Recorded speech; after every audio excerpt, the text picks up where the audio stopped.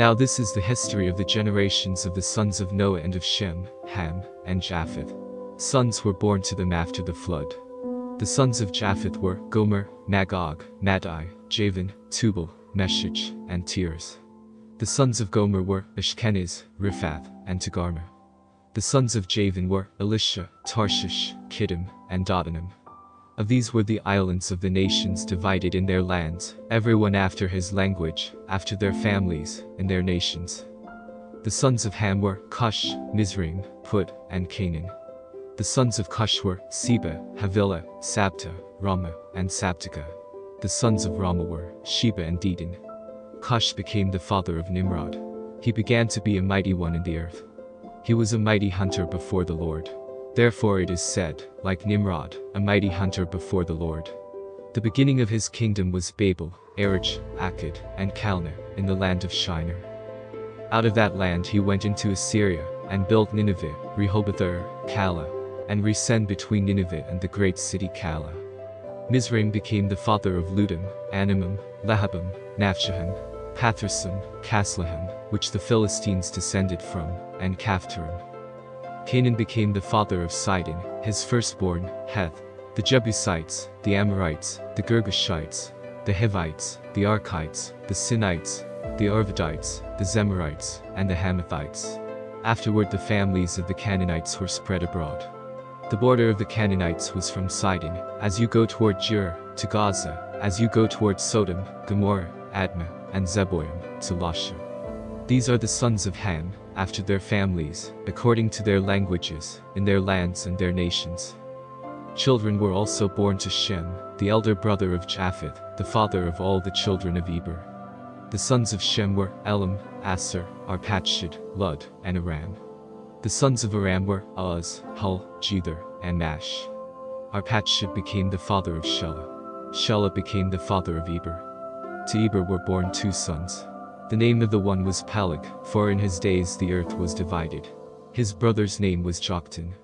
Joktan became the father of Almodad, Sheleph, Hazarmaveth, Jerah, Hadaram, Uzal, Diklah, Obal, Abimal, Sheba, Ophir, Havilah, and Jobab.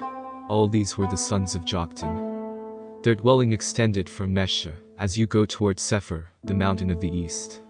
These are the sons of Shem, by their families, according to their languages, lands, and nations. These are the families of the sons of Noah, by their generations, according to their nations.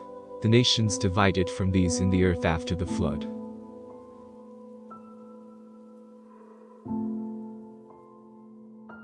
The whole earth was of one language, and of one speech.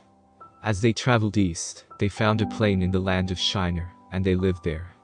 They said to one another, "Come, let's make bricks, and burn them thoroughly." They had brick for stone, and they used tar for mortar.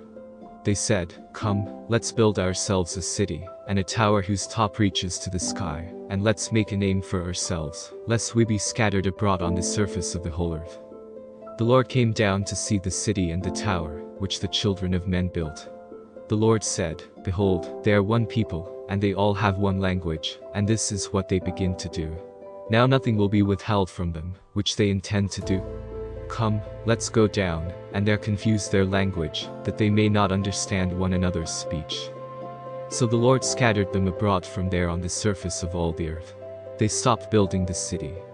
Therefore its name was called Babel, because there the Lord confused the language of all the earth. From there, the Lord scattered them abroad on the surface of all the earth. This is the history of the generations of Shem. Shem was 100 years old, when he became the father of Arpachshad 2 years after the flood. Shem lived 500 years, after he became the father of Arpachshad, and became the father of more sons and daughters. Arpachshad lived 35 years, and became the father of Shelah.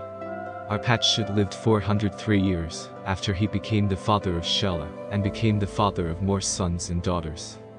Shelah lived 30 years, and became the father of Eber. Shelah lived 403 years, after he became the father of Eber, and became the father of more sons and daughters. Eber lived 34 years, and became the father of Peleg. Eber lived 430 years, after he became the father of Peleg, and became the father of more sons and daughters. Peleg lived 30 years, and became the father of Ru. Peleg lived 209 years, after he became the father of Reu, and became the father of more sons and daughters. Reu lived 32 years, and became the father of Serug. Reu lived 207 years, after he became the father of Serug, and became the father of more sons and daughters. Serug lived 30 years, and became the father of Nahor.